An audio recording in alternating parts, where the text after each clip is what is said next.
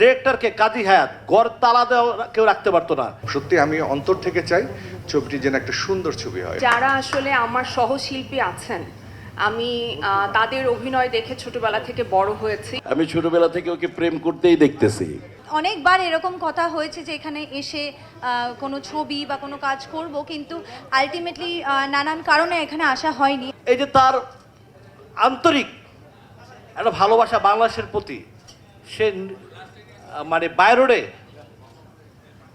Long journey করে উনি চলে আসছে, এবং আসার পরে আমি তাকে 2টা ঘন্টা আমরা রেস্ট তাকে দিতে পারি নাই।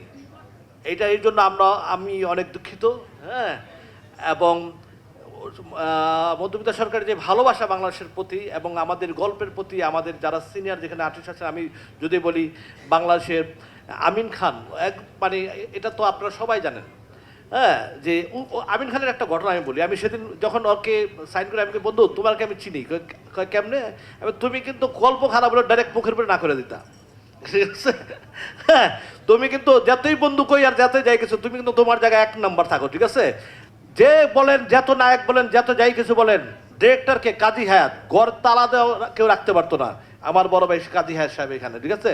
যে বাংলাদেশকে একটু অন্যরকম সিনেমা বা রাজনীতি, যা সব কিছু একটা টেস্ট উনি বাংলাদেশে দিয়েছে, আর কোনো ডিরেক্টর দিতে পারেনি আমার জানা মতে। গুলশানের চামেলি এই ছবিটা ইকবালের পরিচালনায় আমার সেকেন্ড ছবি হবে। ওর ডেড বডিটা করেছিলাম। ও সাংঘাতিক ভালো বোঝে ডাইরেকশনটা, অনেক সুন্দর বোঝে এবং গুছিয়ে কাজ করার চেষ্টা করে।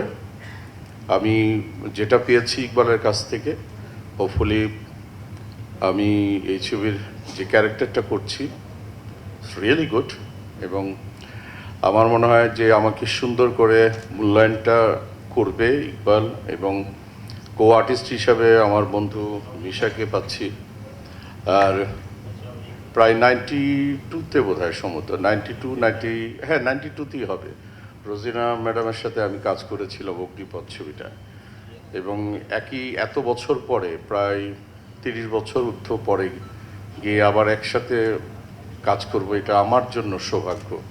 মাইকের সামনে কথা বলার অভ্যাস খুব একটা আমার নেই, তারপর কেন যেন আমাকে বারবার ডাকলো শানু, বুঝলাম না। আসলে অনেক ভাল লাগছে, অনেকদিন পর ছবিতে কাজ করার আমি বলবো যে সুযোগ হয়েছে। মাঝখানে অনেকটা গ্যাপ দিয়েছি, কেন জানি না ব্যাটে বলে মিল ছিল না। তো ইকবাল যেহেতু বলল, ওর সাথে পরিচয় অনেক দিনের, বলতে গেলে লং টাইম, কিন্তু কখনো ছবির ব্যাপারে কখনোই কথা হয়নি। যখন প্রপোজালটা দিল, ভাবলাম যে না, অন্তত ছবি করার উসিলায় অন্তত ইকবাল, সানি ভাই, মিশা, তারপরে এখানে আমাদের অনন্ত জলিল সাহেব আছেন, বিশেষ করে রোজিনা আপা, যার ছবি অনেক দেখেছি, এরকম লিজেন্ডারি অ্যাক্টরদের সাথে কাজ করার সৌভাগ্য হবে। এটা একটা অনেক বড় পাওয়া বলে আমি মনে করি। সত্যি আমি অন্তর থেকে চাই ছবিটি যেন একটা সুন্দর ছবি হয়, এবং প্রডিউসার যেন তার কষ্টের টাকাটা ফেরত পায়। কেমন আছেন আপনারা সবাই? আপনাদের সবাইকে শুভ সন্ধ্যা। আমার এইটুকুনি বলার আছে, আমি খুবই অদ্ভুত লাগছে, অনেক অনেক অনেক মানুষ দেখছি, সো আমি একটু নার্ভাস আছি। সো আমার কথাতে ভুল ত্রুটি যাই হবে প্লিজ ক্ষমা করে দেবেন। এইটা বলবো যে অনেক বছর ধরে চপের থেকে বোঝে না সে বোঝে না, তারপর কুসুমদোলা, আপনাদের অনেক অনেক অনেক অনেক ভালোবাসা পেয়েছি। আর বিভিন্ন সূত্রে মানে অনেকবার এরকম কথা হয়েছে যে এখানে এসে কোনো ছবি বা কোনো কাজ করব, কিন্তু আলটিমেটলি নানান কারণে এখানে আসা হয়নি। আর এই প্রথমবার আমার বাংলাদেশে আসা, আর আজ এসে আমি একটাই কথা বলবো, অনেক অনেক অনেক আন্তরিকতা পেলাম এই এক বেলার মধ্যেই। মানে মনেই হচ্ছে না যে কোনো জায়গায় আমি প্রথমবার এসেছি, কারণ সবাই আমাকে খুব চেনে বা আমাকে যতটা আদরের সাথে আমাকে ওয়েলকাম করেছে, তার জন্য অনেক অনেক অনেক অনেক ধন্যবাদ।